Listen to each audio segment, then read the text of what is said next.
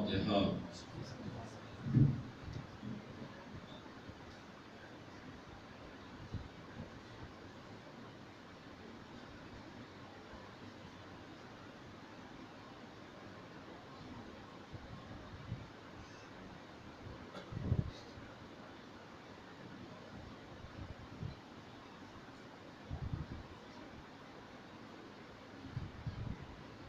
أعوذ بالله من الشيطان اللعين الرجيم. بسم الله الرحمن الرحيم. الحمد لله رب العالمين.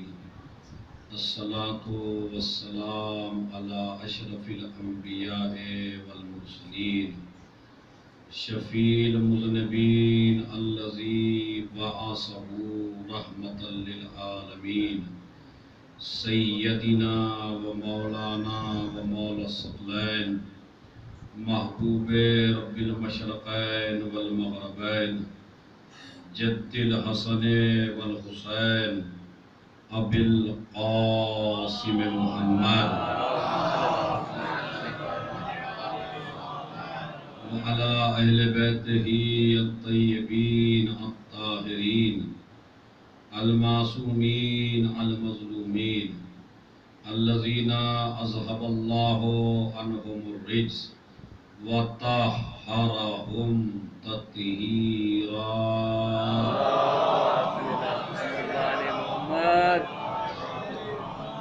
ولعنة الله على أعدائهم أجمعين من يومنا هذا إلى قيام يوم الدين.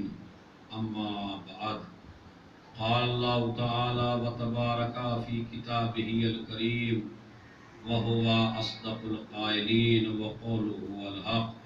بسم الله الرحمن الرحيم.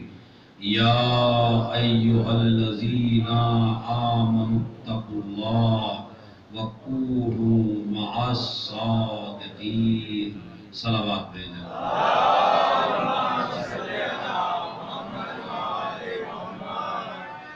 موضوع گفتگو کل آپ حضرات کی خدمت میں یہاں تک پہنچا تھا کہ بدعت کی تعریف یہ ہے ادخال فی الدین ما لیس فی الدین. دین میں وہ شے داخل کرنا کہ جو دین میں نہ ہو اسے بدعت کہا جاتا ہے. اور مجلس اور گریہ کسی بھی زاویے سے بدعت میں داخل نہیں ہے.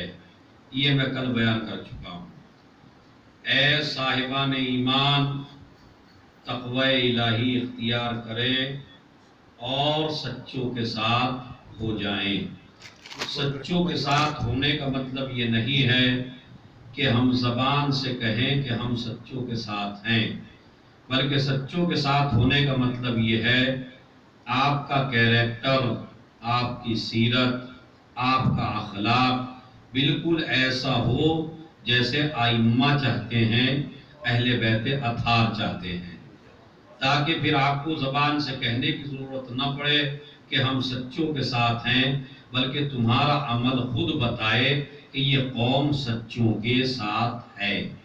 لہٰذا اے صاحبان ایمان، تقوی الہی اختیار کرو اور سچوں کے ساتھ ہو جاؤ. تو جہاں سچے اٹھنے کو کہہ دیں وہاں بیٹھنا حرام ہے، اور جہاں سچے بیٹھنے کو کہہ دیں وہاں اٹھنا حرام ہے. یعنی اپنی حرکت و سکنات تابع کر دیجئے آل محمد کے. جو آل محمد کہیں گے وہ ہم کریں گے، اور جس سے آل محمد روکیں گے اس سے ہم رک جائیں گے. تو پھر آپ کو کہا جائے گا کہ آپ سچوں کے ساتھ ہیں. لیکن اگر ہمارا کیریکٹر یہ نہ ہو، ہمارا اخلاق یہ نہ ہو، ہماری سیرت یہ نہ ہو، بلکہ ہم اپنی مرضی کے مالک ہوں، ہم دین میں بھی اپنی مرضی کو داخل کریں، کوئی چیز دین میں نہیں ہے لیکن اس کو دین میں داخل کیے جا رہے ہیں، اپنی رسم و رواج کو دین کا حصہ بنا رہے ہیں، تو پھر دین آپ کی مرضی کے حساب سے نہیں ہے. میں ایک جملہ کہنا چاہتا ہوں، اس کی قدر کریں گے.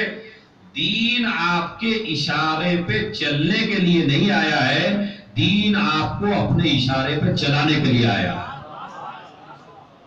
تو لہذا دین کو مانیے، اسلام کو مانیے، مذہب کو مانیے. میں آپ کو ایک مثال دیتا ہوں.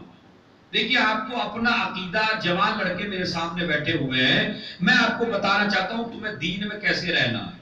مثلا کوئی ایک مسئلہ پیش آ گیا آپ کی زندگی میں، تو اسے آپ مسئلے کو اپنی ذہنیت سے حل کرنے کی کوشش نہ کریں، اپنی عقل سے حل کرنے کی کوشش نہ کریں، اور خواتین کی بتائی ہوئی بات کو بھی یہ نہ سمجھیں کہ یہی پورا دین ہے.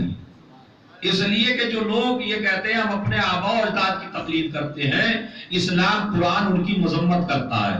اسلام نے کہا ہم نے آپ کو عقل جیسی دولت دی ہے، اور اس عقل کو چلانے کے لیے 14 رہبر دیے ہیں، اور پھر ان رہبروں کی وراثتوں کو تم تک پہنچانے کے لیے نائب امام جیسی دولت آپ کو دی ہے، تاکہ آپ اپنی زندگی کو اچھے انداز سے گزار سکیں اور بہترین انداز. مثلا میں معیار بتاتا ہوں آپ کو کیا ہے. ایک چاہنے والا امام کی خدمت میں آیا، واقعہ اتنا بڑا ہے کہ میں اس کو چاہتا تھا آخر میں بیان کرنا. بڑے سے مطلب ہے پرعظمت ہے، 2 منٹ کا 1 منٹ میں واقعہ تمام کر دوں گا، لیکن آپ سمجھیے کہ ہمیں کیسے بننا ہے.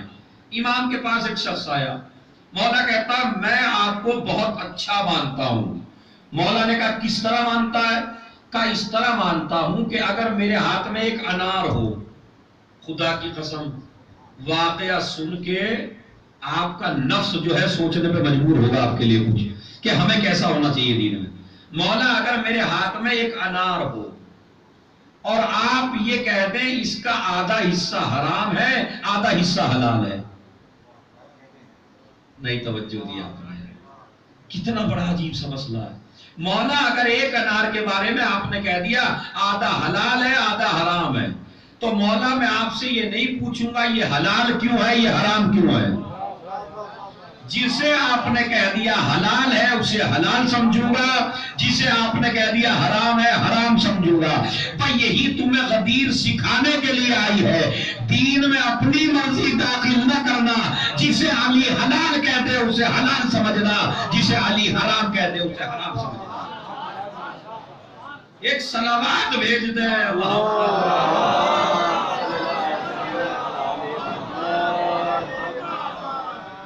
تو ماشاءاللہ میری طرح متوجہ ہے. تو حلال حرام ہمیں آج کے بعد اپنی مرضی سے، ذرا زور سے بولیے.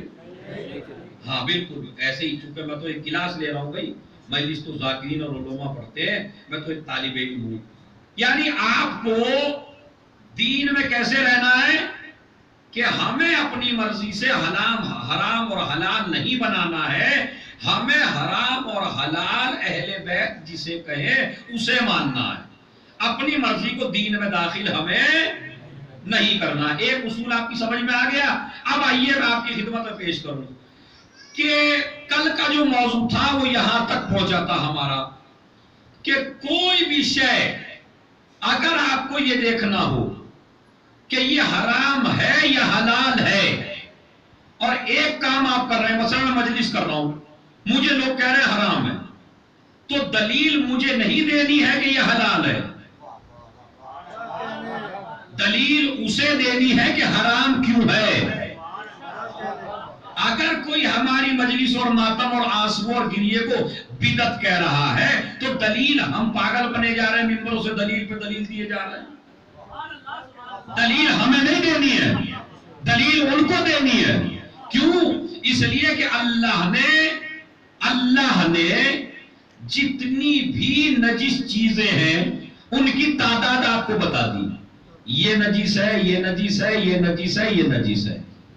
اس کے بعد اللہ نے آپ کو تعداد بتائی حرام کی، حلال کی اللہ نے تعداد نہیں بتائی.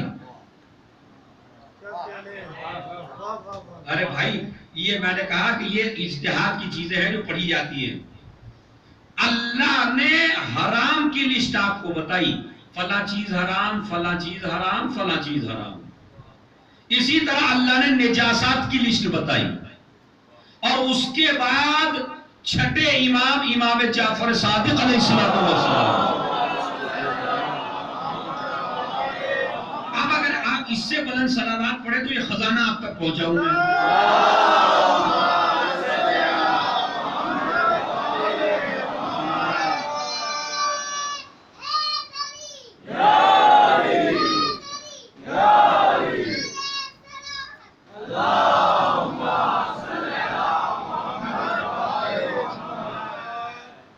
بڑا چاک کے سنیے گا، چونکہ موضوع بہت بھاری ہے، میں خود بھی پچھتا رہا ہوں اسے شروع کر کے، لیکن چونکہ بات آ گئی ہے ممبر پر تو یہ پہنچانی ضروری ہے.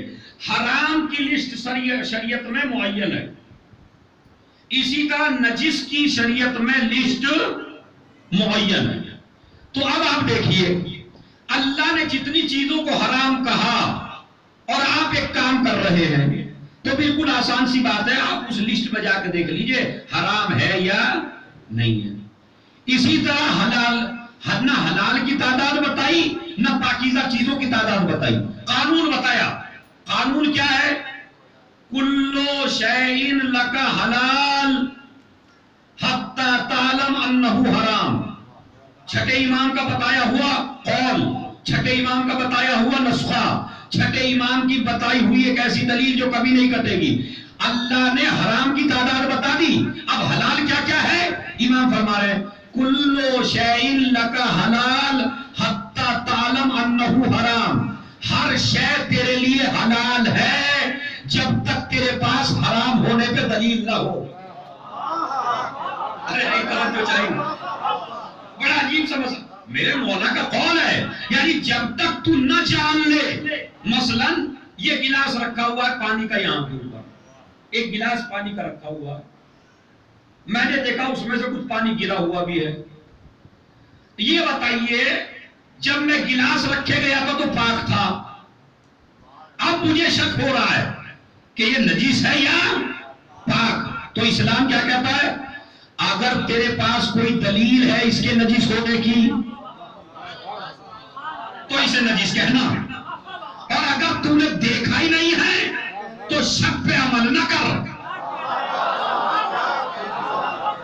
ارے بھائی یہ مسئلہ، یہ قانون ہے امام کا بتایا ہوا، شک پر عمل نہ کر. اور وہ قوم شک پہ کیسے عمل کرے جو شک کرنے والوں پر لعنت کرے. ایک صلوات بھیج دے محمد والے محمد.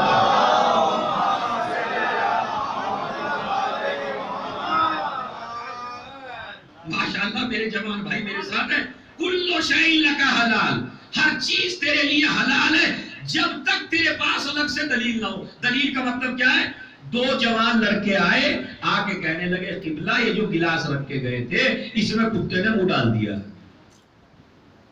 اب کہیں گے حرام ہے. اس سے پہلے آپ حرام نہیں کہہ سکتے، اس سے پہلے آپ نجس نہیں کہہ سکتے. یہی قانون ہے. شریعت نے نجاسات کی تعداد بتا دی، کتا نجیس ہے، کافر نجیس ہے، فلاں شے نجیس ہے، سور نجیس ہے، سارا بتا دیا. لیکن اب میں شک کر رہا ہوں یہ فرش نجیس ہے یا پاک؟ تو اسلام کیا کہتا ہے؟ پاک ہے. اور اگر کوئی نہیں کہے نجیس ہے، کہا تو دلیل دے، دلیل دے کے نجیس ہے. بھئی یہی مسئلہ ہے، مجلس اعضاء کا بھی یہی مسئلہ ہے. دلیل نہیں، ہم تو مجلس اعضاء کر رہے ہیں. ایک کہتا ہے جائز نہیں ہے تو دلیل تو دے کہ جائز کیوں نہیں ہے. بھئی دلیل آپ دیجئے نا کہ جائز کیوں نہیں ہے. رونا جائز نہیں ہے تو آپ بتائیے کہ رونا. آپ بچپن میں روئے، آدم روئے، یہ بدعت نہیں ہے. چلیے یہ بھی چھوڑیا. کل میں نے علماء اہل سنت کی کتابوں سے ثابت کیا تھا رونے کے بارے میں کہ محدث دہلوی نے نقل کیا حسین کو لے کے رو رہے تھے. سارے مسائل میں دوبارہ نہیں دہرانا چاہتا. تیسرا مسئلہ، جناب حمزہ رسول کے چچا، اسد اللہ، اللہ کا شیر، جنگ احد میدان میں جنگ کر رہا ہے. خدا کی قسم جس جنگ میں حمزہ اور علی پہنچ جائے اس جنگ سامنے والے دشمن سوچنے پہ مجبور ہو جاتے تھے کس کس سے بچوں. اس لیے کہ علی سے بچے تو حمزہ پکڑے، حمزہ سے بچے تو علی پکڑے. اب یہ دو اللہ کے شیر، ایک علی اور ایک حمزہ، خدا کی قسم ایسی تلوار چلتی تھی جناب حمزہ کی کہ سر ایسے کٹ کٹ کے گرتے تھے، اور جناب حمزہ سے بڑے شجاع بس علی ہی تھے،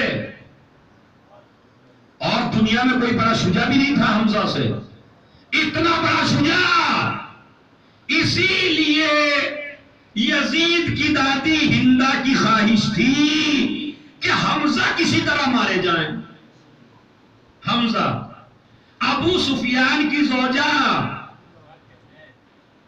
امیر شام کی ماں، یزید کی دادی ہندہ، اس کی یہ خواہش تھی کہ کسی طرح حمزہ مارے جائیں۔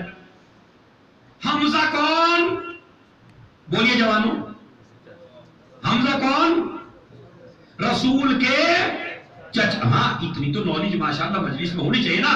حمزہ کون تھے؟ رسول کے چچا تھے۔ تو رسول اپنے چچا کو بہت زیادہ پیار کرتے تھے۔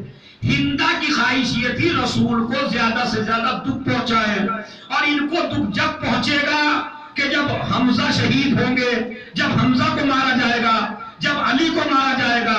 کمال کا مسئلہ یہی تو ہے، جو رسول کو نقصان پہنچایا کرتے تھے وہ اسلام کے ٹھیکیدار بن گئے، وہ بعد میں اسلام کے ٹھیکیدار بن گئے۔ بھائی بڑا مسئلہ یہی ہوا۔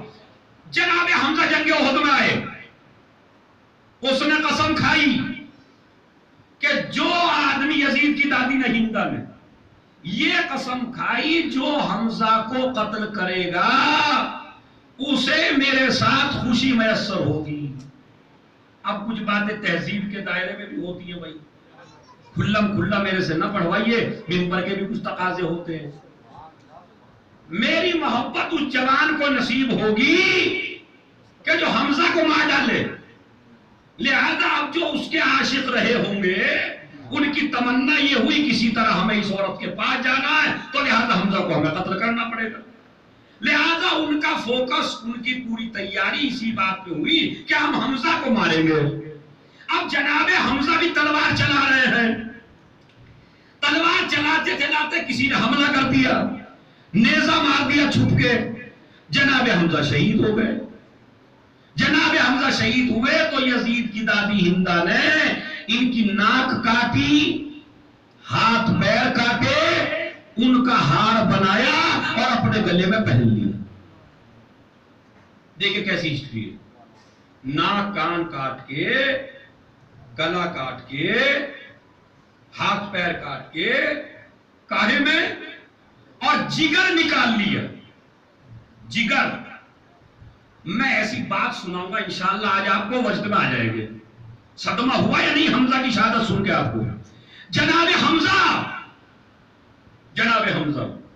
شہید ہو گئے، رسول کو خبر دے دی گئی، رسول رونے لگے، دہاڑے مار کے رویا پیغمبر اپنے چچا کی شہادت پر۔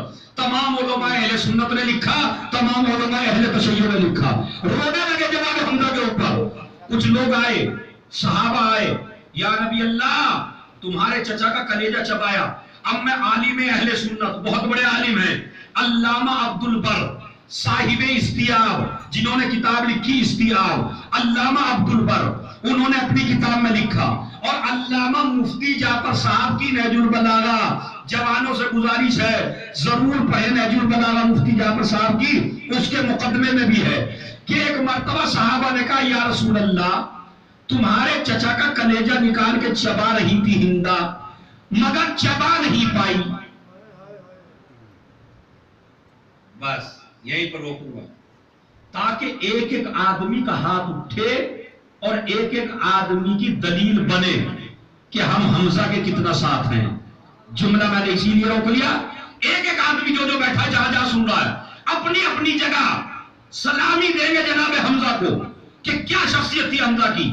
لکھنے والا عالم اہل سنت، یا رسول اللہ صحابہ کہتے ہیں آپ کے چچا کا کلیجہ ہندہ نے چبانا چاہا مگر چبا نہیں پائی۔ ایک مرتبہ رسول اسلام نے کہا قیامت تک بھی کوشش کرتی رہے گی تو میرے چچا کا کلیجہ نہیں چبا پائے گی۔ نہیں، جملہ آپ دیکھیں کیا ہے، صحابہ نے کہا یا رسول اللہ کیوں؟ بس اس کیوں کے جواب پہ سلامی دینی ہے آپ کو ہاتھ اٹھا کے۔ پتا کیا کہا؟ یا رسول اللہ یہ قیامت تک بھی چبانا چاہے تو کیوں نہیں چبا سکتی؟ تو نبی نے فرمایا اس لیے میرے چچا کے جسم کا ایک ایک حصہ جنتی ہے، اللہ نہیں چاہتا کسی جہنمی پیٹ میں۔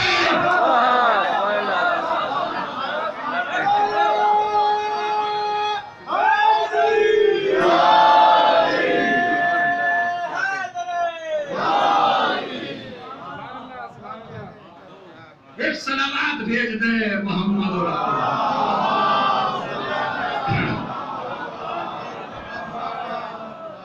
جملہ تھکن دور ہوئی نہیں ہوئی؟ کیا کہا؟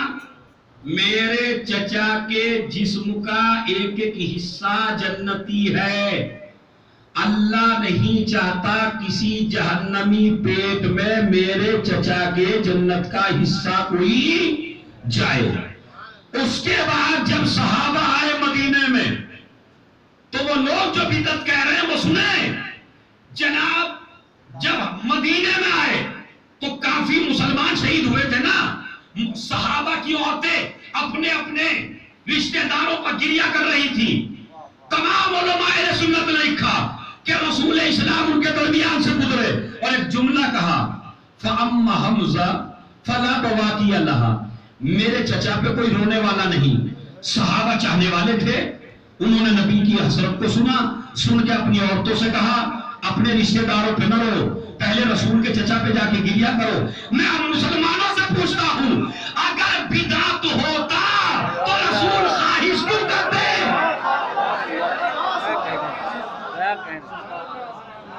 ایک صلوات بھیجتے ہیں محمد۔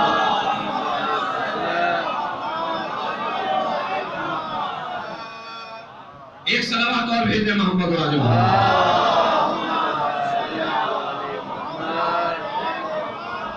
بھائی اگر بدعت تھا، غلط تھا، شریعت میں جائز نہیں تھا تو رسول خواہش کیوں کر رہے ہیں کہ میرے چچا پہ رونے والا نہیں ہے؟ سارے لوگ جا کے رونے لگے۔ اور علامہ مفتی جعفر صاحب نے تو یہاں تک لکھا کہ آج بھی جو انصار کی عورتیں ہیں ان میں یہ سنت ہے کہ اگر ان کے یہاں کوئی مر جاتا ہے تو پہلے وہ حمزہ پہ روتی ہیں، بعد میں اپنے رشتہ داروں پہ روتی ہیں۔ کیوں؟ اس لیے کہ یہ گریہ نبی کو بہت زیادہ پسند ہے۔ آئیے آخری دلیل اور اس کے بعد میں آگے موضوع بڑھاتا ہوں۔ رسول کو ایک بیٹا ہے جس کا نام تھا ابراہیم۔ کیا نام تھا بھائی؟ ابراہیم۔ یہی وہ بیٹا ہے کہ ایک زانو پہ ابراہیم بیٹھا ہے، ایک زانو پہ حسین بیٹھے ہیں۔ اللہ نے کہا تمہیں کس سے زیادہ پیار ہے؟ کہا مجھے اپنے حسین سے زیادہ پیار ہے۔ سمجھ آئے؟ کہا تو ابراہیم دنیا سے چلے جائیں گے؟ کہا مجھے کوئی پرواہ نہیں ہے۔ یہ ابراہیم دنیا سے رسول کا بیٹا ماریہ قبطیہ سے تھا۔ ماریہ قبطیہ کون تھی؟ اگر اس کی ہسٹری میں جاؤں گا تو پھر مجھے وقت لگ جائے گا، موضوع سے نکل جاؤں گا، میں یہ چھوڑتا ہوں۔ ماریہ قبطیہ رسول اسلام کی بڑی بہترین زوجہ، ان کے بطن مبارک سے ایک بچہ پیدا ہوا جس کا نام ہے ابراہیم۔ وہ ابراہیم چھوٹی سی عمر میں مر گئے۔ جیسے ہی مر گئے تو رسول اسلام قبر پہ پہنچے، قبر پہ بیٹھ کے بیٹی کی رونا شروع کیا۔ خلیفہ دوم، خلیفہ دوم نام لے رہا ہوں بھائی، چونکہ تمام اہل سنت نے لکھا، تمام اہل شیعہ نے لکھا، کوئی کتاب ایسی نہیں جس میں نام نہ ہو، تو میں بھی نہیں چھپاتا۔ خلیفہ دوم آئے نبی کی خدمت میں اور آ کے کہنے لگے یا نبی اللہ آپ بھی روتے ہیں؟ ارے کتنا مجمع ماشاءاللہ سمجھدار میرے سامنے ہے، شاید اشارہ سمجھ لیتے۔ یا رسول اللہ آپ بھی روتے ہیں؟ نبی نے فرمایا انسان ہوں تو روں گا، کیا میں انسان نہیں ہوں؟ یہ رسول خدا نے قیامت تک کے لیے ثابت کر دیا روتا وہی ہے جہاں جہاں انسانیت ہے۔ ایک صلوات بھیج دیں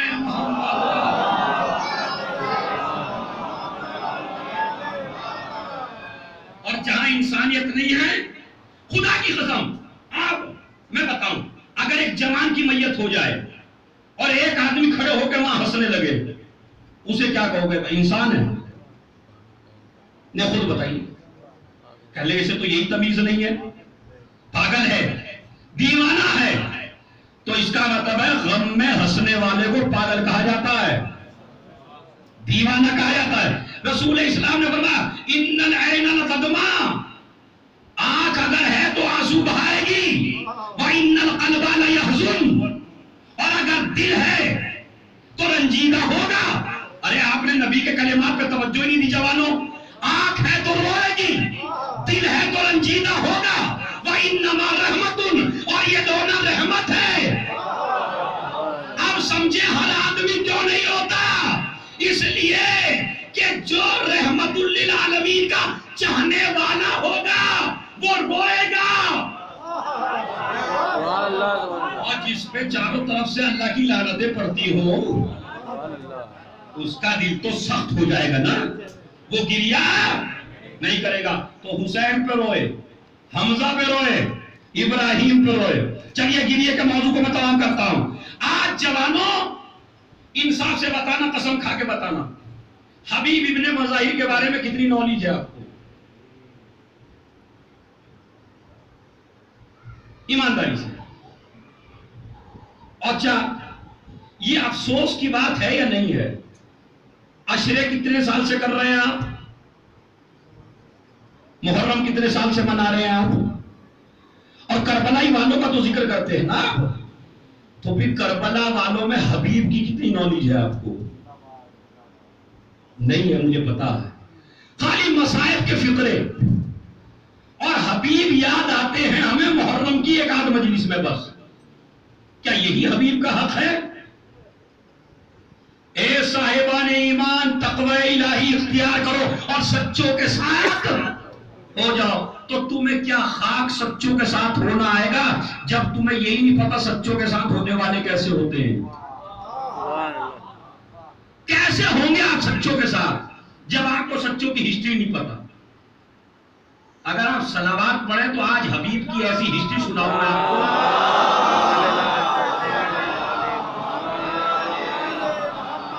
ایسی صلوات پہ تو وہی سناؤں گا جو سب سنا کے جاتے ہیں۔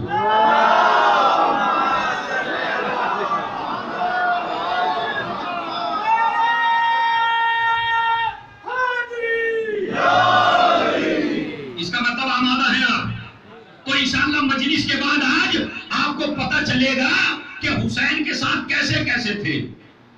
حبیب حسین کا دوست، آج آپ کو ہزاروں دوست ایسے ملیں گے اور آپ کا شکوہ آپ کی زبان پہ رہتا ہے، مولانا صاحب بڑے پکے دوست تھے مگر دھوکہ دے گئے۔ ہوتا نہیں ہوتا؟ مولانا صاحب ہم اور یہ بڑے پکے دوست تھے مگر دھوکہ دے گئے یہ۔ چلیے دے گئے ہو گئے، ایک نے کہا، دو نے کہا، چار نے کہا، بڑی ہنسی اس وقت آئی جب کربلا والوں نے کہا، ماتم داروں نے کہا، عزاداروں نے کہا، علی والوں نے کہا، اہل بیت والوں نے کہا ہمارا دوست ہمیں دھوکہ دے کے چلا گیا۔ میں نے کہا بالکل دے کے گیا ہوگا، اس لیے کہ تم نے علی کو مانا ہے، علی کی نہیں مانی۔ تو آج جتنے بھی ہم سب بیٹھے ہیں وہ علی کو ماننے والے ہیں، علی کی ماننے والے۔ کوئی غلط تو نہیں کہہ دیا میں نے؟ ہم سب علی کو مانتے ہیں، علی کی نہیں مانتے۔ آپ نے دوستی کرنے سے پہلے کبھی سوچا کہ لائیے آج میں نہج البلاغہ پڑھوں اور نہج البلاغہ میں علی سے پوچھوں مولا کس سے دوستی کروں اور کس سے نہ کروں؟ کبھی پوچھا آپ نے نہج البلاغہ سے؟ نہیں، نہج البلاغہ میں تو ایک ہی قصہ ہے، دیکھیے میں وہ پڑھوں گا اور آپ کو میرے سے پہلے یاد ہے، بالکل منبر سے کہہ رہا ہوں، میرے سے پہلے یاد ہے آپ کو۔ ایک انگریز نے نہج البلاغہ پڑھی اور بیچارہ ہمارا ذاکر بھی لال منہ کر لیتا ہے اس کو بیان کرتے ہوئے، واقعاً اتنی اس سے پڑھتا ہے وہ اس واقعے کو، چاہے خود نہج البلاغہ نہ پڑھی ہو۔ ایک انگریز نے نہج البلاغہ پڑھی، ہاں جی چلیے پڑھ دی، آگے کیا ہوا؟ اس نے کہا کیا کہا؟ بولیے آپ بتائیے، سنا یا نہیں سنا؟ جوانوں ایک تو بولے، کیا کہا اس نے؟ یا تو یہ دنیا علی نے بنائی ہے یا یہ دنیا علی کے سامنے بنی ہے۔ اگر میں تمہیں اتنا نہ ڈانٹتا تو مجھے بھی بہت ڈانٹ ملتی، لیکن پہلے ہی میں نے تمہارے منہ بند کر دیے ہے۔ کیا ایک انگریز نے نبی بنانا پڑی کہ یہ دنیا علی نے بنائی ہے، یہ دنیا علی کے سامنے بنی ہے؟ سب سے پہلے تو شیعہ کے اہل بیت کے عزادار یہ مسئلہ سن لیں، ہم علی کی تعریف میں کسی انگریز کے محتاج نہیں ہیں۔ ہم علی کے باب میں کسی انگریز کی تعریف کے محتاج نہیں ہیں۔ ارے اس سے بڑا شرف کیا ہوگا؟ جس نے علی کو پیدا کیا وہی علی کی تعریف کر رہا ہے۔ علی کو پیدا کرنے والا خدا تعریف کر رہا ہے، علی کو اپنا جانشین بنانے والا رسول تعریف کر رہا ہے۔ تو اس سے انگریز میں کیا بڑھ گیا؟ ایک انگریز نے پڑھی، چلیے پڑھی ہوگی، کیا کہا اس نے؟ یا یہ دنیا علی نے بنائی؟ تو یہ بات پہلے نہیں پتا تھی آپ کو؟ میں یہ نہیں کہتا انگریز نے غلط کہی، انگریز نے بہت اچھی بات کہی، مگر میسج اس میں یہ نہیں تھا۔ میسج اس میں یہ تھا کہ انگریز علی کو امام نہیں مانتا، علی کو خلیفہ نہیں مانتا، علی کو رہبر نہیں مانتا، علی کو قائد امت نہیں مانتا، علی کو غدیر کا مولا نہیں مانتا، لیکن اس نے پھر بھی پڑھ لی۔ اور تم علی کو مولا بھی مانتے ہو، رہبر بھی مانتے ہو، قائد بھی مانتے ہو، اپنا لیڈر بھی مانتے ہو۔ نہ جو بی اے لڑکا ہے اس نے پڑھی، نہ جو ایم اے لڑکا ہے اس نے پڑھی، نہ جو پی ایچ ڈی ہے اس نے پڑھی، نہ جوان نے پڑھی، نہ بوڑھے نے پڑھی۔ کیوں نہیں پڑھی؟ آپ نے کیوں نہیں پڑھی اور اس نے کیوں پڑھی؟ اس لیے کہ وہ علی کو رہبر نہیں مانتا، مگر اتنا ضرور مانتا ہے علی جو بھی کہے گا انسان کے فائدے کے لیے کہے گا۔ ایک صلوات بھیجتے محمد والے محمد۔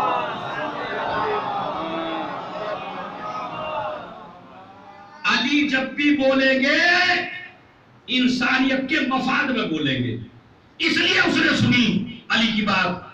نیج البلاغہ کتنے جوان سنتے ہیں؟ کوئی ہاتھ اٹھا سکتا ہے؟ اس سے بڑا افسوس کیا ہوگا؟ تو جب پھر آپ یوں تو کہتے ہیں ہمیں دھوکہ دے کے چلا گیا دوست، تو دوست تو دھوکہ دے گا نا۔ پہلے علی سے پوچھو مولا دوستی کس سے کریں اور کس سے نہ کریں؟ تو علی تمہیں نہج البلاغہ بتائیں گے۔ میرا مولا کہتا ہے اے میرے بیٹا حسن، 4 آدمیوں سے کبھی دوستی نہ کرنا۔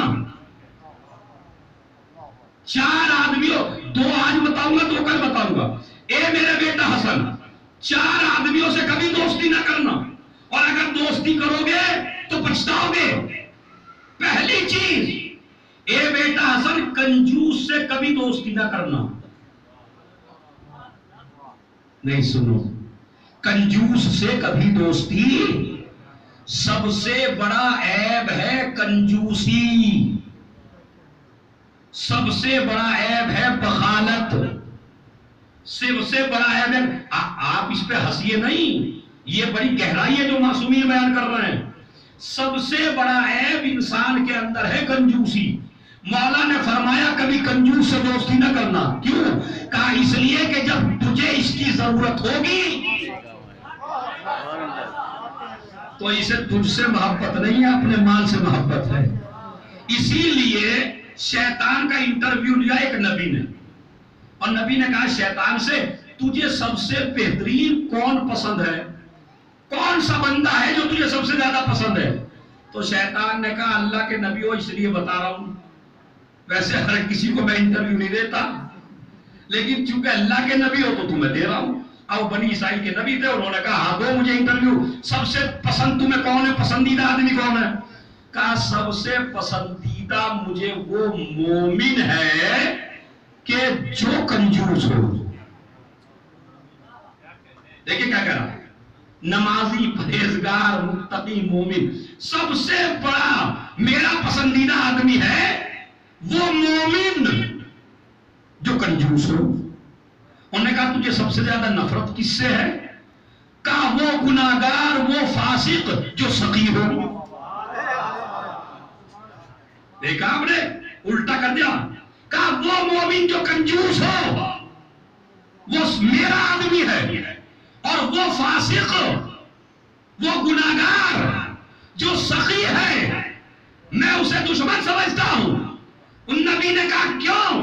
کہا اس وجہ سے کہ کنجوس مومن کبھی نہ کبھی جب مال کا مسئلہ ہوگا تو میری پارٹی میں ضرور آئے گا، اور یہ فاسق سخی کبھی نہ کبھی میری پارٹی سے نکل جائے گا۔ کیسے نکلے گا؟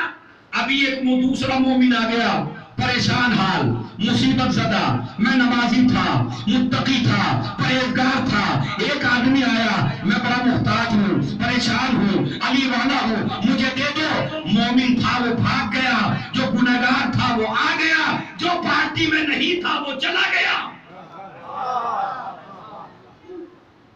یہ مولا علی نے کیا فرمایا؟ کنجوس سے کبھی دوستی نہ کر۔ دوسری چیز، بیٹا حسن جھوٹے آدمی سے کبھی دوستی نہ کرنا۔ ہمارے یہاں کیا ہے؟ اجی مولوی صاحب بڑا بہترین آدمی ہے، ویری ویری نائس، اس سے اچھا آدمی نہیں ہے، بس ایک چھوٹی سی کمی ہے، قبلہ جھوٹ بہت بولتا ہے۔ ہوتا ہے یا نہیں ہوتا ہے؟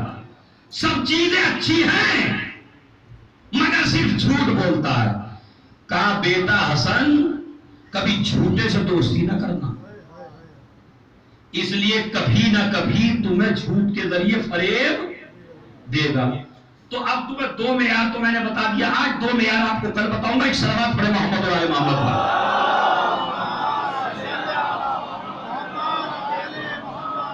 ماشاءاللہ نورانی مجلس ہے، مولا علی کا قول میں نے نقل کیا۔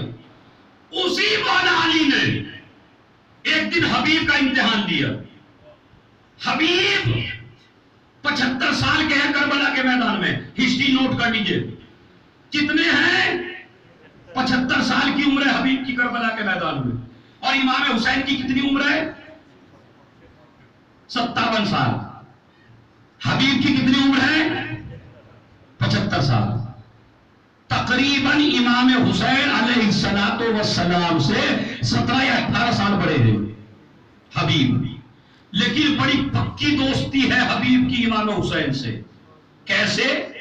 امام حسین چھوٹے سے ہیں، حبیب تھوڑے سے بڑے سے ہیں۔ رسول اسلام نے ایک دن حبیب کو اٹھا لیا، کچھ بچے کھیل رہے تھے اور حبیب بھی انہوں نے کھڑے تھے، حبیب کو اٹھا لیا، اٹھانے کے بعد بوسے دینا شروع کیے۔ صحابہ نے پوچھا یا رسول اللہ آپ اس بچے کو بوسا کیوں دے رہے ہیں؟ تو پتہ ہے انہوں نے کیا کہا؟ کہا اس کی وجہ یہ ہے کہ اس بچے میں ایسی خاصیت ہے جو کسی میں نہیں ہے۔ جوانوں چپ چاپ اگر رہو گے تو نہیں سناؤں گا میں یہ مسئلہ، کیونکہ بڑی ہسٹری ہے، بڑی خون جگر سے پیش کر رہا ہوں آپ کی خدمت میں۔ کہا یا رسول اللہ وہ کون سی خاصیت ہے؟ کہا جب میرا حسین مدینے کی گلیوں میں نکلتا ہے تو یہ حبیب اس کے پیچھے پیچھے نکلتا ہے، حسین کے قدموں کی خاک اٹھاتا ہے، اپنی آنکھوں سے لگاتا ہے۔ صلوات بھیج دیں محمد۔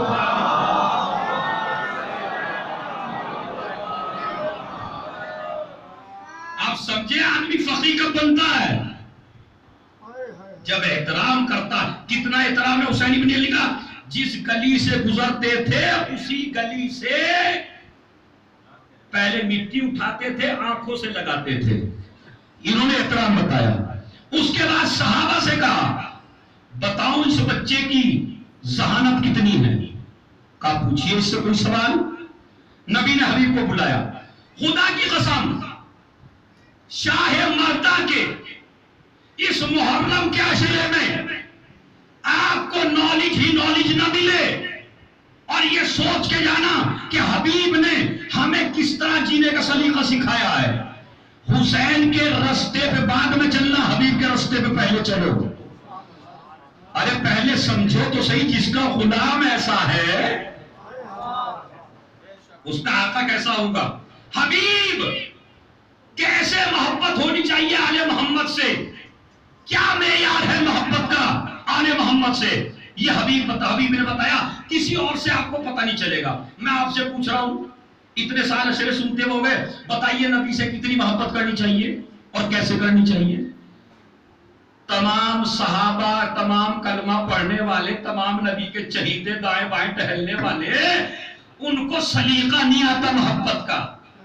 حبیب سے پوچھا پیغمبر نے، حبیب اتحبنی، کیا تجھے مجھ سے محبت ہے؟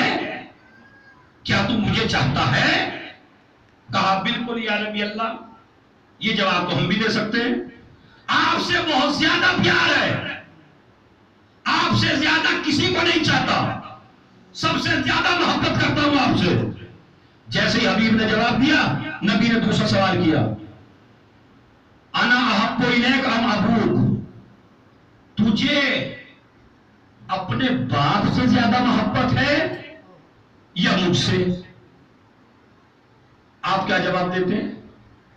حبیب نے پتا کیا جواب دیا؟ وہ جواب نہیں دیا کہ آپ سے، وہ تو پہلے دے چکا ہے، کہا مجھ سے زیادہ محبت ہے یا اپنے باپ سے؟ تو حبیب ابن مظاہر کہتے ہیں، یا رسول اللہ جعلت فداک، میں بھی آپ پہ فدا ہو جاؤں، وفداک ابی و امی و اہلی و جمیع عشیرتی، یا رسول اللہ آپ سے تو ہے ہی زیادہ محبت، میرا باپ بھی آپ پہ فدا ہو جائے، میری ماں بھی آپ پہ فدا ہو جائے، میرا خاندان بھی آپ پہ فدا ہو جائے، میرے رشتہ دار بھی آپ پہ فدا ہو جائیں۔ خالی باپ کا مسئلہ نہیں ہے، باپ سے بھی زیادہ، ماں سے بھی زیادہ، رشتہ داروں سے بھی زیادہ، خاندان سے بھی زیادہ، میرا مال بھی قربان، میری دولت بھی قربان، میری جان بھی قربان، میرے ماں باپ بھی قربان، آپ سے اتنا پیار ہے۔ اب نبی نے، اب صحابہ دیکھ رہے ہیں، خدا کی قسم اب میں شاہ مردہ والوں آپ کو چپڑی بیٹھے دوں اس مسئلے پہ۔ کیا کہا نبی نے؟ تیسرا سوال، انا احب الیک ام ربک، یہ بتا تجھے مجھ سے زیادہ پیار ہے یا اپنے خدا سے؟ سوال بڑھا یا نہیں بڑھا؟ ایک مرتبہ حبیب کہتا ہے، لولا ربی لما احببتک، یا رسول اللہ آپ سے محبت اسی لیے تو کر رہا ہوں کہ میرے رب نے کہا ہے۔ ایک صلوات بھیج دیں محمد،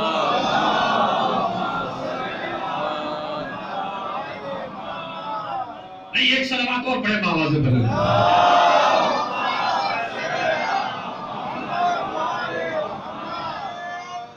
انشاءاللہ اگر اور زیادہ بلند آواز سے صلوات پڑھیں گے اور اچھی ہسٹری پڑھوں گا پھر۔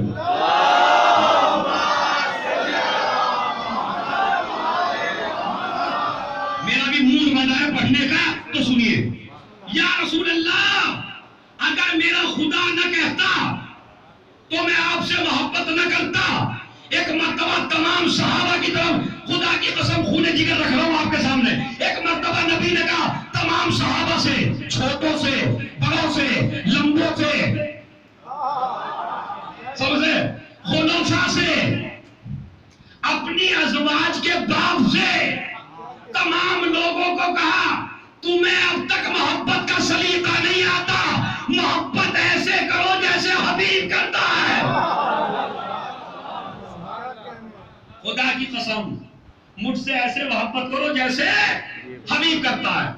کس کے امتحان میں کامیاب ہوئے حبیب؟ نہیں بھائی بولیے، اب آپ کے بولنے کا نمبر ہے، جوانوں آپ بتائیے، اور انشاءاللہ مجلس کے بعد مجھے بتا دیجئے سنیے کبھی یعنی حالات حبیب کے، بتائیے سوچ کے اور یہ غور کر کے، کس کے امتحان میں پاس ہوئے؟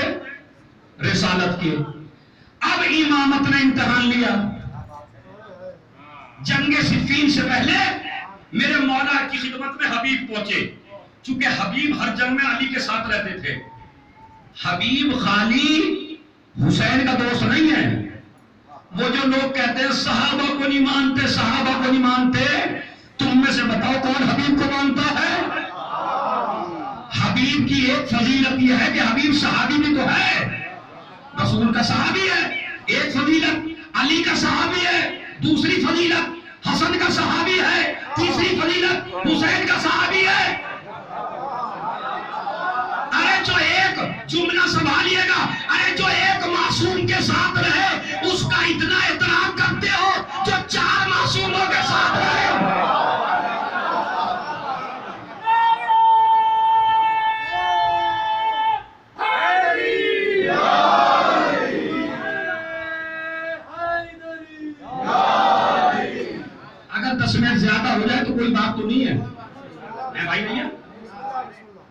ایسے کہ بھائی نیر کو پکڑ لینا اگر کچھ ہوگا تو ایک صلوات پڑھے وہاں سے بدل. میں سوچ رہا ہوں کل کے اوپر نہ چھوڑوں حبیب کو, آج ہی سارا بیان کر دوں. حبیب جناب زہرا کا زمانہ دیکھا, رسول اسلام کا زمانہ دیکھا, مولا علی کا زمانہ دیکھا, امام حسن کا زمانہ دیکھا, امام حسین کا زمانہ دیکھا. پنجے تن کتنے ہیں؟ 5. جو 5 کا صحابی ہو اسے کہتے ہیں حبیب. اب آئیے, مولا نے امتحان لیا. امتحان سنیے کہاں سے لے, ما یزینو الرجل. حبیب بتاؤ مرد کی زینت کیا کیا ہے, یعنی مرد کی زینت کتنی چیزیں ہیں. ایک مرتبہ حبیب نے سر اٹھایا, مولا کو دیکھا, سوال کرنے والے کی شخصیت کو دیکھا. ایک مرتبہ چونکہ تیار کیا جا رہا ہے حبیب کو کربلا کے لیے, حسین نے فقی ایسے نہیں کہا ہے, ارے میرا جملہ ہی ضائع کر دیا آپ نے. حسین نے فقی ایسے ہی نہیں کہا ہے, حسین نے فقی اس لیے کہا ہے یہ امامت کے امتحان میں بھی پاس ہے, رسالت کے امتحان میں بھی پاس ہے. تو امتحان میں پاس ہے. ابھی ما یزین الرجل, بتاؤ مرد کے لیے کتنی چیزیں مزین ہیں, کتنی چیزیں باعث زینت ہیں. حبیب نے خدا کی قسم ایسا جواب دیا, جوانوں, او ماتم کرنے والوں, او عزاداروں, او اہل بیت کو رونے والوں, او کربلا کا ماتم کرنے والوں, پہلے کربلا کی ایک شخصیت کو سمجھو, تب تم میں تبدیلی آئے گی, تب تم کربلا سمجھو گے. پتہ ہے حبیب نے کیا کہا, العلم والحلم والشجاعت. مرد میں زینت 3 چیزیں ہیں, عالم ہونا چاہیے, بردبار ہونا چاہیے, بہادر ہونا چاہیے. اب آپ گنے گے تو میں چلوں آگے. کیا کہا حبیب نے؟ مولا علی کا سوال کیا ہے, مرد کی زینت کتنی چیزیں ہیں, کیا بتائی؟ 3. کون کون سی؟ عالم ہو. تو جو جاہل ہیں اس کا مطلب ہے ان میں مردانگی نہیں ہے. شجاع ہو, مسخرہ نہ ہو, بردبار ہو. میں نے جملہ کہا, سوچئے گا اس پہ. مسخرہ نہ ہو, بردبار ہو, حلیم ہو, شجاع ہو. کیا کہا حبیب نے؟ مرد کو زینت دیتی ہے شجاعت. اب سمجھے نبی نے کیوں کہا تھا کل علم اسے دوں گا جو مرد ہو.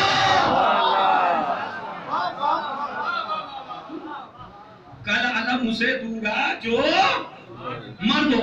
حبیب کیا جواب دے رہے؟ علم ہے, شجاعت ہے اور حلم ہے.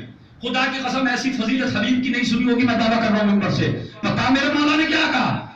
کلھا مجموعۃ فیکا. حبیب جتنی بھی مرد کی زینت ہے نا, ساری علامتیں تیرے اندر ہیں. ارے اس میں تو آپ قیامت تک داد دیتے رہیے.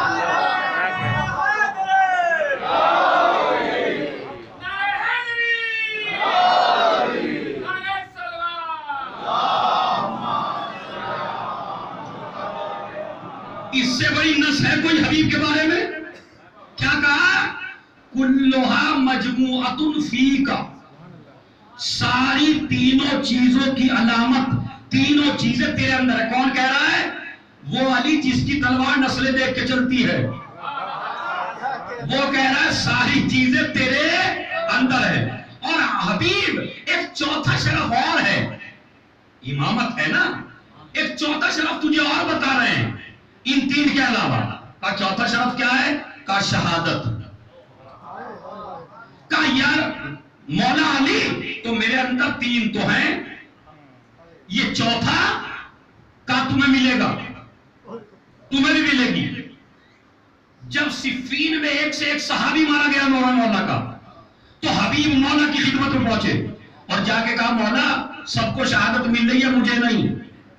نہیں ابھی رونے کا مقام نہیں, سنیے ذرا.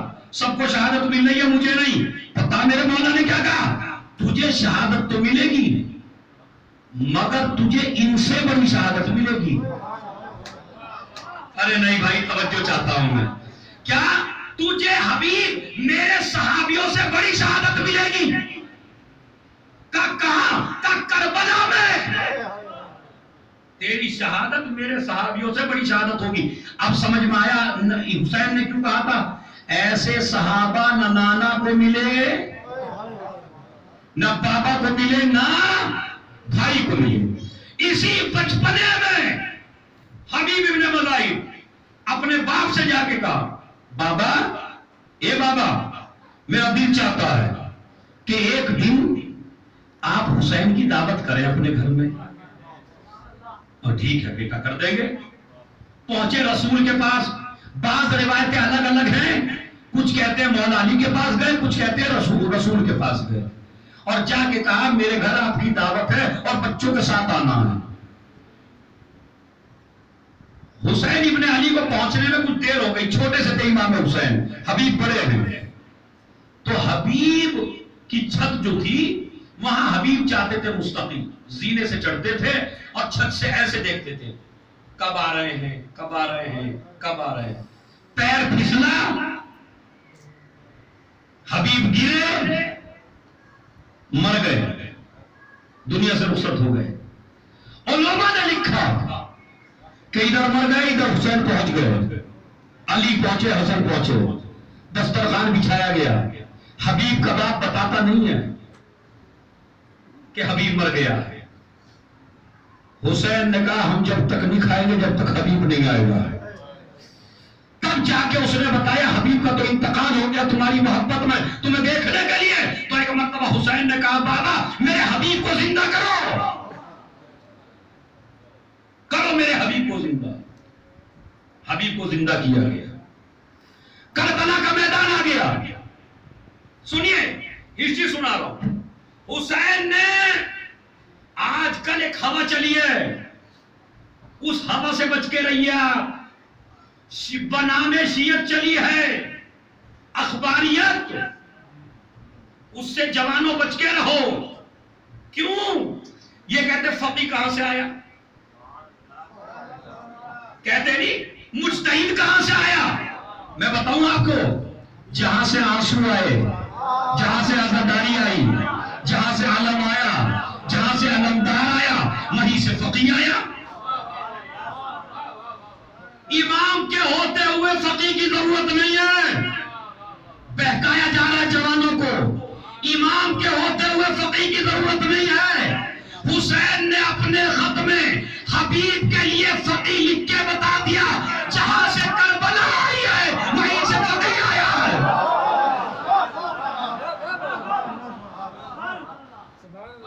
ایک صلوات بھیج دیں محمد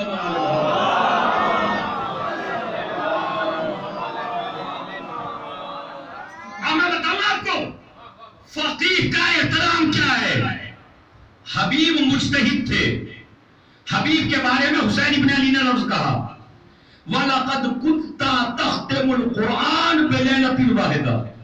حبیب تو فاضل تھا، تو قرآن کا حافظ تھا، اور حبیب تو ایک رات میں ایک قرآن پڑھتا تھا۔ پتہ ہے حبیب ابن مظاہر کیا پڑھتے تھے؟ ایک رات میں ایک قرآن پڑھتے تھے روز۔ حسین نے کیا کہا؟ فقیہ۔ تو اب نہ کہیے گا فقیہ، اب مس گائیڈ ہونے کی کوشش نہ کیجیے گا جوانوں، بس اتنا ہی پیغام کافی ہے۔ کہاں سے آیا فقیہ؟ کس نے لکھا فقیہ؟ ذرا زور سے بولیے۔ آپ سے ہی کہہ رہا ہوں تاکہ ساری گالیاں مجھے نہ پڑے۔ مجھے پتا ہے کچھ کمنٹس آئیں گے بعد میں، خیر مجھے ڈر بھی نہیں ہے حق کے بارے میں۔ آیت اللہ دست غیب نے ایک بات کہی تھی کہ اگر کسی کو حق کے بارے میں ایک تماچا بھی نہ لگے تو وہ سوچ لے مجھے کیوں نہیں لگا۔ واقعی اگر آپ حق پر ہیں تو گالیاں تو آپ کو ملے گی۔ ہر آدمی کو خوش کرنے کی کوشش نہ کریں۔ اگر مومن ہو تو غدار تو گالیاں دے گا۔ اگر آپ حق پہ ہیں تو آپ کو تو گالیاں ملنے دیجیے، کوئی مسئلہ نہیں ہے۔ اگر حق پہ ہے تو ملے گی. اما جب پوری دنیا علی سے نہ خوش رہ سکی تو تم سے خوش کیسے رہ جائے گی دنیا؟ فقی لکھا حسین نے. تو جب حسین موجود تھے تو فقی کی ضرورت کیا ہے؟ حسین نے بتا دیا امام کے ہوتے ہوئے بھی فقی کی ضرورت ہے. حسین نے 12 علم بنائے. سنیے خدا کی قسم ایک ایک آدمی جہاں بیٹھا ہوا ہے. حسین نے 12 علم بنائے. 11 علم بانٹے اپنے اس صحابی کو اس صحابی کو اس صحابی کو. ایک علم بچا. جب ایک علم بچا تو حسین کا ایک صحابی بڑھا. مولا یہ علم مجھے دے دیجئے. تو حسین ابن علی نے کہا نہیں اس علم کا علمدار. ارے بھائی سنیے اس علم کا علمدار آنے والا ہے. تم اچھے ہو تم نیک ہو تم متقی ہو لیکن اس علم کا حقدار آنے والا ہے. اب میں جملہ کہوں سنبھالو گے آپ؟ پوری کائنات میں صرف 2 ہی جگہ ایسی ہیں جہاں علم رکھا رہا علمدار کا انتظار کیا گیا. یا خیبر میں علی ہے یا کربلا میں علی.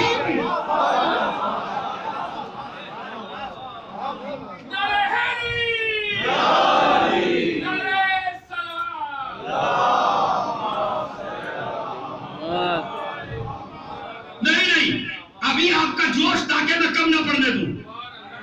آیا حبیب کو بلایا خط لکھ کے. تمام صحابہ سے 9 محرم میں کیا کہا؟ چلے جاؤ چلے جاؤ چلے جاؤ. میرا اشارہ نہیں سمجھے بھائی آپ؟ حسین نے اپنے تمام صحابہ سے چراغ بجھا کے کیا کہا؟ چلے جاؤ چلے جاؤ چلے جاؤ. حبیب سے کیا کہا؟ آ جاؤ آ جاؤ آ جاؤ. اس کا مطلب یہ ہے جہاں سے صحابہ کو ہٹایا جاتا ہے وہاں خط لکھ کے فقی کو بلایا جاتا ہے.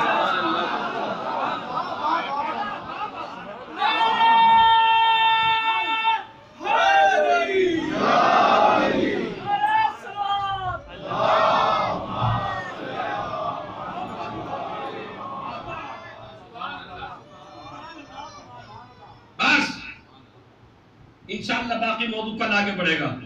سابقین کے ساتھ کیسے ہونا ہے حبیب نے بتایا. حبیب سے کہا آ جاؤ. تمام صحابہ سے کہا چلے جاؤ. اور کس کی خواہش پہ بلایا؟ بتاؤں آپ سے کس کی خواہش پہ بلایا؟ 4 محرم آ گئی ہے. ظالموں کے قافلے پہ قافلے آ رہے ہیں. کبھی سنان کا قافلہ آیا کبھی خولی کا لشکر آیا کبھی شمر کا لشکر آیا. اور جب شمر کا لشکر آیا تو زمین کربلا دہل گئی. بچوں کے سینے دہل گئے. اور جب زینب نے پوچھا اب کس کا لشکر آیا؟ کہا شمر کا لشکر آیا. تو ایک مرتبہ کہتی ہے بھائی حسین شمر کا نام میں نے اپنے نانا سے سنا ہے. کہا بہن یہی تو ہے جو میرے گلے پہ خنجر چلائے گا. بہن یہی تو ہے جو میرے گلے پہ خنجر چلائے گا. بچانے والی بہن نے ایک جملہ کہا بھیا صبح سے سن رہی ہوں کبھی فلاں کا لشکر آیا کبھی کوئی کہتا فلاں کا لشکر آیا کبھی شمر کا لشکر آیا. اے میرے ماں جائے کیا تیرا اس زمین پہ کوئی چڑھنے والا نہیں؟ اب سر پیر کے روئیے گا کیونکہ حبیب کے مصائب بڑے سخت ہیں. حبیب کی شہادت خالی محرم میں پڑھی جاتی ہے. بھیا ارے کیا تیرا کوئی چاہنے والا نہیں ہے؟ کہا ایک ہے. کہا کون؟ کا حبیب ابن مظاہر. کہا تو بھیا خط لکھ دو.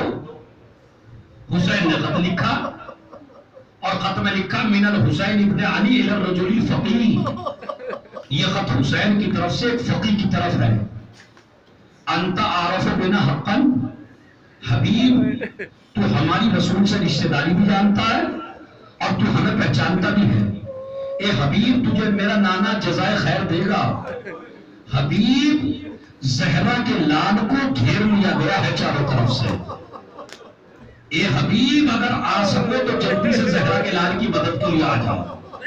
بعض روایتوں میں ہے، خط میں نہیں ہے، بعض روایتوں میں ہے حسین سے زینب نے کہا بھیا اتنا اور کہہ دوا دو، حبیب اگر آنے میں دیر کی تو زہرا کے لال کو زندہ نہیں پاؤ گے۔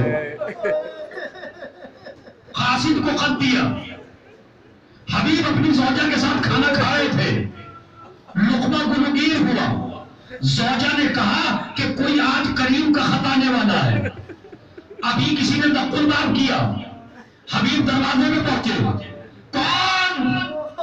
انا قاصد الحسین، میں حسین کا قاصد ہوں۔ بس جیسے ہی سنا فوراً دروازہ کھولا، لا جلدی سے میرے مولا کا خط دے دے۔ حسین کا خط لیا، سینے سے لگایا، آنکھوں سے لگایا، بوسہ دیا، پیار کیا، مگر اب جو کھول کر پڑھا، ارے حبیب حیران رہ گئے، اے حبیب، ارے فاطمہ کا لڑکا نازائے آدھا میں گر گیا ہے۔ اتنا روئیے کہ حسین تمہیں سلامی دے کہ میرے دوست کا بڑا اچھا ماتم کیا میرے عزاداروں نے۔ حبیب کا پورا قبیلہ جاسوس تھا ابن زیاد کا، حبیب کے چچا کے بیٹے، حبیب کا چچا خود ابن زیاد کی طرف مائل تھا۔ ایک مرتبہ چچا نے کہا بیٹا کیا ارادہ ہے؟ کہا میں نہیں جاتا کربلا۔ کہا ہاں میں یہی امید تھی۔ زوجہ نے یہ بات سن لی۔ ایک مرتبہ زوجہ نے اکیلے میں کہا حبیب کیا ارادہ ہے؟ کہا کہیں ایسا نہ ہو میرے بچے یتیم ہو جائیں، کہیں ایسا نہ ہو تم بیوہ ہو جاؤ۔ کہا مجھے ڈر ہے اس لیے میں نہیں جانا چاہتا، مجھے نہیں پتا میری ماں بہنیں کتنا ماتم کرے گی، آپ کتنا روئے گے۔ ایک مرتبہ صبح میں نے چوڑیاں اتاری، سر کی چادر اتاری، حبیب یہ تم پہن لو، ارے فاطمہ کا لال بلا ہے اور تم میری فکر کرو، اے حبیب تم گھر میں بیٹھو میں جا رہی ہوں۔ حبیب نے سرو سینہ پیٹا، اے بیوی میں تو تیرا امتحان ہو رہا تھا۔ فوراً تلوار لی گھوڑا لیا، اپنے غلام سے کہا ایک بات کہ جا اس گھوڑے کو فلاں جگہ لے کے کھڑا ہو جا، چونکہ جاسوسوں کا زمانہ